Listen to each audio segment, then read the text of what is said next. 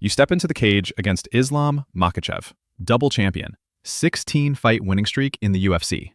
You have a plan. You've prepared for months. The first few seconds, and everything starts falling apart. He pressures forward, cuts the distance, uses every movement you make against you. And the question hits immediately. How do you beat this guy? Just don't grapple? Just box. Just keep him at range. On paper, it sounds simple. In reality, even those simple things are extremely hard. Because Makhachev has an answer for almost everything. Constant pressure doesn't let you work cleanly on the feet. Chain wrestling tires out even fighters who defend well. His submission arsenal forces you to think about defense every second. And his cardio lets him maintain the pace for the full 5 rounds. But there was a time when he really was easy to catch. In 2015, in only his second UFC fight, Islam got knocked out by Adriano Martins. He was young, over-aggressive, walked forward with his hands down, and got caught clean in the first round. The fight was over in just over a minute. That was his only loss. After that, everything changed.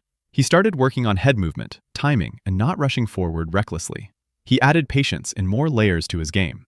And since then, not a single defeat. That loss turned him into the Makhachev we see today. More complete, more careful when he needs to be, and much more dangerous. Right now, the idea that you can easily beat Makhachev only exists in theory. In practice, even just box him or just defend the takedowns requires an elite level.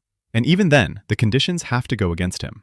It turns out you can only beat Makhachev easily if your opponent has an elite level of takedown defense, can maintain a high pace, and forces him to waste energy. Plus, if Makhachev himself doesn't have normal recovery time after the weigh-in. The clearest example is the first fight against Alexander Volkanovski in Australia. Volkanovski didn't just defend. He actively disrupted everything Makhachev wanted to do. He stuffed takedowns repeatedly, countered on the feet, and didn't let him settle into the clinch. On top of that, there was less recovery time after the weigh-in in Australia. By the 4th and 5th rounds, Makhachev was clearly tired. His movement slowed down, while Volkanovski kept pushing the pace. The fight went the full 5 rounds and was extremely competitive. Makhachev won the decision, but a lot of people felt Volkanovski won several rounds. It was the toughest fight of Makhachev's career up to that point. Look at what Poirier did to Makhachev. He cut him open, left him covered in blood, landed heavy shots, and showed visible fatigue. It makes you realize that Islam is still human. He makes mistakes too. After that hard fight with Volkanovski, Makhachev came back even stronger. In the rematch, he prepared better and dominated.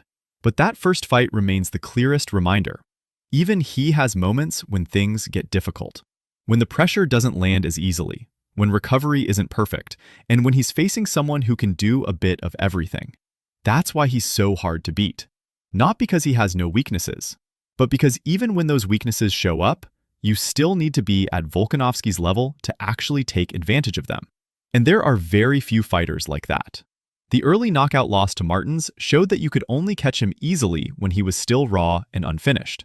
After that, he fixed those holes, and no one has been able to do it since.